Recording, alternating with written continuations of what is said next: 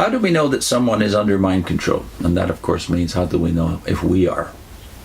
Those under mind control will never acknowledge that they are. The most ridiculous rationalizations, which may appear to be evidence of insincerity or even insanity to the outsider, become possible when one is under mind control.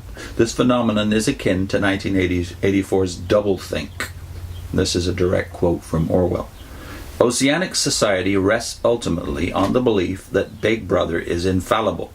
But since, in reality, Big Brother is not omnipotent, and the party is not infallible, there is a need for an unwearying, moment-to-moment flexibility in the treatment of facts. Unquote. No, one more sentence. The key word here is black-white. That's from Orwell.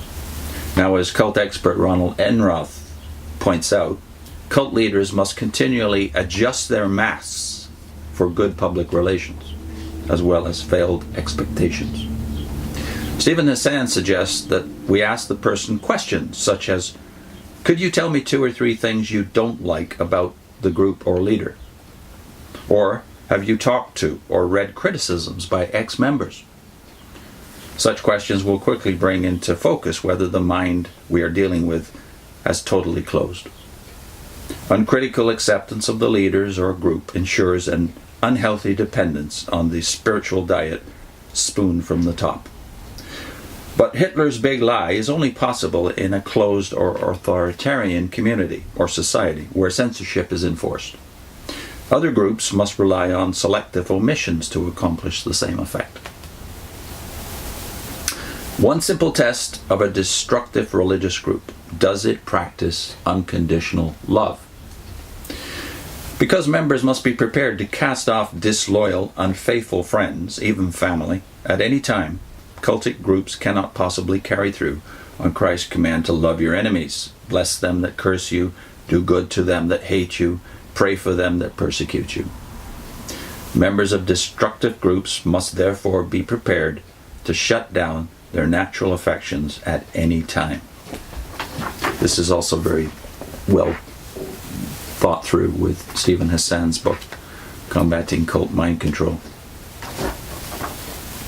What do you know about the group's leaders? Is our next subhead.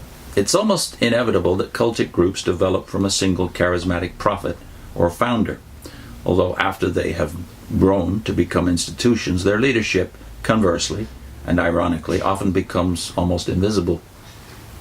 As Heather and Gary Botting point out in their book, The Orwellian World of Jehovah's Witnesses, well worth reading, by the way, the eyes of the faithful are more easily focused on an invisible figurehead. In Jehovah's Witnesses' case, the ubiquitous, but not omnipresent, Jehovah. As George Orwell ominously tells us, this is the direct quote from Orwell: Big Brother is the guise in which the party chooses to exhibit itself to the world. His function is to act as a focusing point for love, fear, and reverence, emotions which are more easily felt towards an individual than towards an organization. Stephen Hassan points out that very few, if any, leaders of cults have credentials demanded to accredit religious leaders in the outside world, including the churches, by the way. Werner Erhard, founder of EST, now in later decades called the Forum, sold used cars and encyclopedias before he went into forming or devising a religion. Charles Taze Russell, founder of the Watchtower, had a haberdashery business. L. Ron Hubbard, founder of Scientology, was a science fiction writer. Even one cult founder who had a theological degree, Victor Paul Wierowil of what was called the Way, but I don't think exists anymore, the Way International, obtained it not from the usual sources, i.e. seminaries or universities, but from a theological degree mill, you might call it. There's lots of those around nowadays too. The fact that God can use simple, illiterate souls, as Christ obviously said he could in Matthew 11, is not to be taken as a guiding principle for selecting spiritual leaders. Men most used of God, especially in great international work, and we might think here of Moses, Daniel, and Paul, For example, these men were deeply skilled in the areas they needed most for their respective tasks: foreign languages, local culture, and religion, as well as the traditions of their own faith, of course. The Watchtower, while claiming to have sole possession of truth on earth, refuses to divulge the identity even of the translators of its Bible. Would you trust a doctor who couldn't present his credentials? A dentist? A lawyer? Then why trust a religious leader who has not bothered to acquire the requisite skills for correct Bible interpretation? Next head, but shouldn't spiritual men be accountable only to God?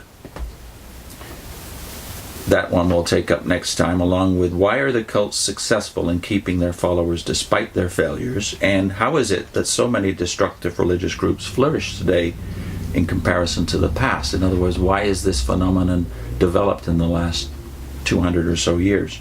And finally, and probably most importantly for most of us, why should we even care? After all, our relatives are not part of these groups, but with ex-Jehovah's Witnesses such as most of us are, that of course is but when you're talking to Christians, often this is the bottom line: why should they care at all if they have no personal stake in it? And we'll get to that consideration as well in the next segment.